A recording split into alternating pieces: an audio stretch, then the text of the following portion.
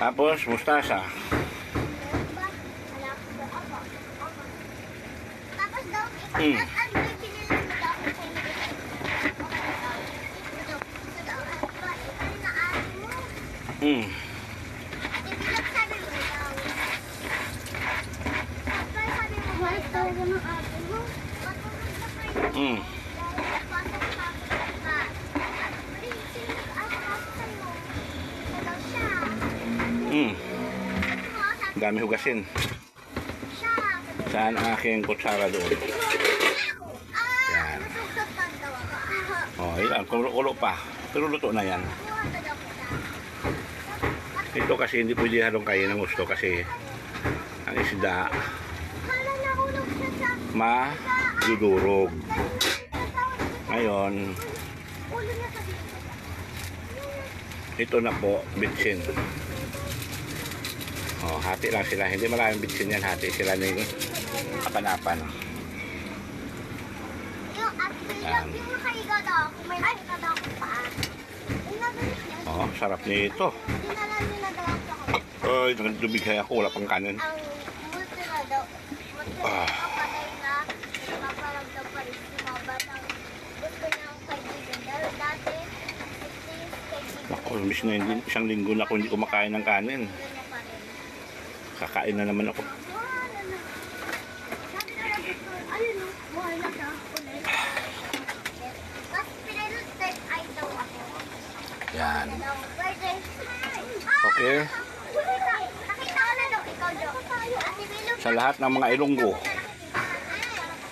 hindi kayo tunay na Ilonggo Ate Bilog, kahit kung hindi nyo alam itong luto na ito. ilang baby pa daw si Kalet.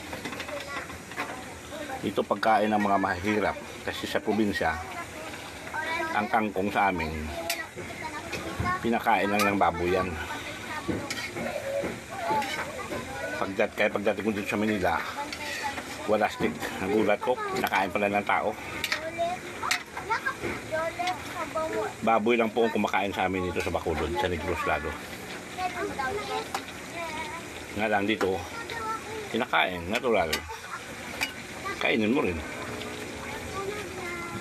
Ganon dito, sa Manila. Ang ginugulay talaga sa amin, yung kamuti baging. Yun. Ah, tama ba? Kamuti baging, tama. Yun ang ginugulay talaga sa amin. Pero, yung, ano tawag to, yung kangkong, pagkain po ng baboy.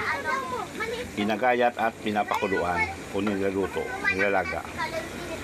Lagyan ng darak at pagkain ng baboy. Dito, kinakain namin dahil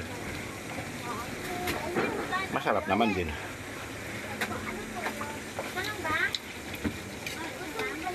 Ayaw ko lagyan ng baboy. Ito. Dapat may sagto ng baboy, hindi kaya chicharon baboy. Kasi nga lang, good na itong bagoong alamang. Ito na to. Tuyuan na lang konti. So guys, pwede na rin hindi. Yan. Kasi, ang aking asawa, tubong Maynila yan.